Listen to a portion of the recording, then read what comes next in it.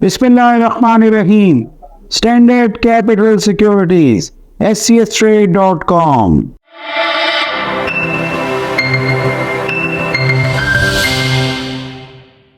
Weekend गुजर गया, बेयकीनी और बेचैनी की कैफियत बरकरार, लेकिन ये सूरत हाल हो और उसके बाद रोल ओवर वीक भी शुरू हो जाए।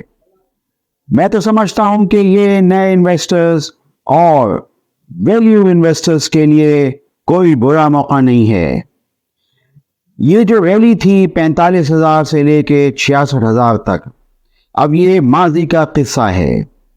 लेकिन अब हम नए साल में हैं और नए साल के ऐसे वक्त में हैं कि जब वापस पोर्टफोलियोज डिज़ाइन हो सकते हैं और रीअलाइन भी हो सकते हैं और नए पोर्टफोलियोज भी बन सकते हैं।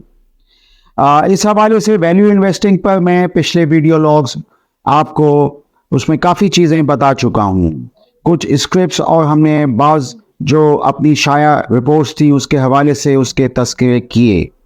उसमें मैं मोटी मोटी बात बताऊं तो मैंने ईवी पर टन पर सीमेंट कंपनीज के बारे में आपको बताया कि 29 से $30 पर टन बहुत ही सस्ते हमारी कंपनीज वैल्यूएशन के हिसाब से देखी जाए। एक तो इसकी वजह यह भी है कि चूँकि हमारे यहाँ बोरी की कीमत को देखने वाला कोई भी नहीं, जो कि बहुत ज़्यादा है, 1200-1300 रुपये बोरी सीमेंट बैग, तो इस वजह से भी इन कंपनीज के रिटेंशन प्राइसेस, इनके मार्जिन्स बहुत ज़्यादा हाई हैं। एक वक्त था 2019-2020 जब नॉर्दर्न जोन यानी पंजाब और केपीके के अंदर बोरी की कीमत 520 से 521 रुपये नहीं हो सकती थी, लेकिन आज ये डबल हो चुकी हैं। तो इसी वजह से सीमेंट सेक्टर के नताइज हमने देखे कि पहले क्वार्टर के अंदर भी, पहली सहमाई में और अब दूसरी सहमाई में भी बहुत ज़बरदस्त आने हैं। इसके अलावा ये जो नई हुकूमत होगी जिसके खदोखाल अब सामने नज़र आ गए हैं, तो उसमें हम देखेंगे कि ये पेट्रोल की कीमतें लामहला बढ़ जाएंगी। इसका जो सबसे बड़ा फ़ायदा है वो एक्स रिफाइनरी प्राइस यानी रिफाइनरीज की जो सेल प्राइस होती है उनको है, जो पिछली सहमाई के अंदर गिर गई थी, क्योंकि आप जानते हैं कि पेट्रोल की कीमतें भी नीचे आई थी और डीजल की कीमतें भी नीचे आई थी। इस वजह से हमने देखा कि नेशनल रिफाइनरी का एक बड़ा लॉस रिपोर्ट हो गया। लेकिन बहरहाल ये है कि अब ये सूरत हाल थोड़ी बेहतर हो सकती है, खुसूसन पाकिस्तान रिफाइनरी और अटक रिफाइनरी। याद रहे कि ये बात मैं काफ़ी दफ़ा आपको बता चुका हूँ कि अटक रिफाइनरी तो लोकल क्रूड यानी लोकल तेल जो पाकिस्तान ऑयल फील्ड जो उसकी अपनी ही ग्रुप कंपनी है अटक ऑयल कंपनी के, उससे वो लेती है, तो उनको वो हिट्स नहीं लगती जो कि किसी कोस्टल रिफाइनरी को यानी पाकिस्तान रिफाइनरी हो चाहे नेशनल रिफाइनरी हो, उनको लगती है, चाहे वो डॉलर की हिट हो या तेल की बढ़ती हुई दुनिया में कीमतें हों। मान लीजिए कि अगर एक्स रिफाइनरी प्राइस बढ़ती है तो रिफाइनिंग सेक्टर वापस हम देख सकते हैं कि लाइमलाइट में आ सकता है। मैंने अपनी बातचीत में ये आपको बताया कि अब जबकि मैं बात कर रहा हूँ तो काफ़ी जो नई आने वाली हुकूमत के खदोखाल आ सकते हैं।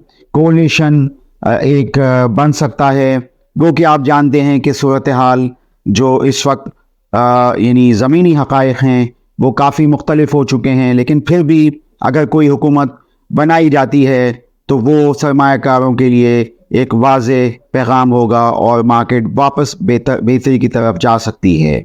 मैंने अभी आपसे ईवी पर टन के हवाले से सीमेंट सेक्टर कंपनीज पर बात की, फौजी सीमेंट की हमने रिपोर्टें निकाली, मेपल लीफ की निकाली। ईवी पर टन जो था वो $40 पर टन से कम था। दोनों कंपनियों में यही सूरत हाल माँ सिवाय लकी के दूसरी कंपनियों में भी हुनूस मौजूद है, तो ये आपकी तवज्जो का मुतकाज़ी है।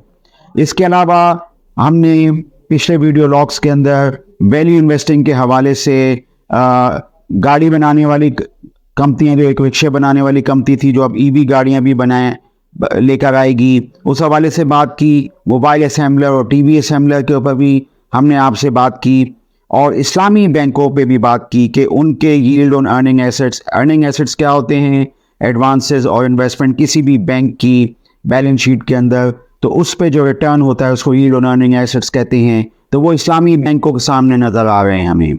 तो उस पे हमने रिपोर्ट्स का इजरा किया, बैंक इस्लामी और फैसल बैंक। तो वो आप हमारी वेबसाइट से जाके देख सकते हैं।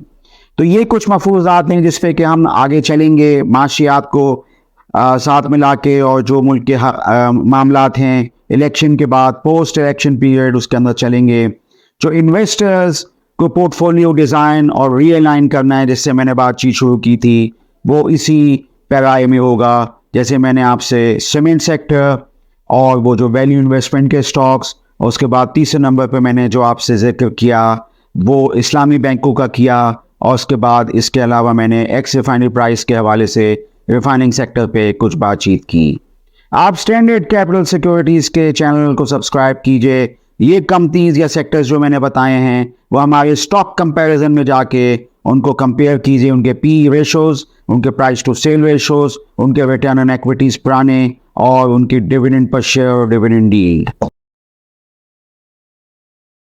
For more details, call us today at 111-111-721. Open an account with Standard Capital Securities. Start investing in your financial future.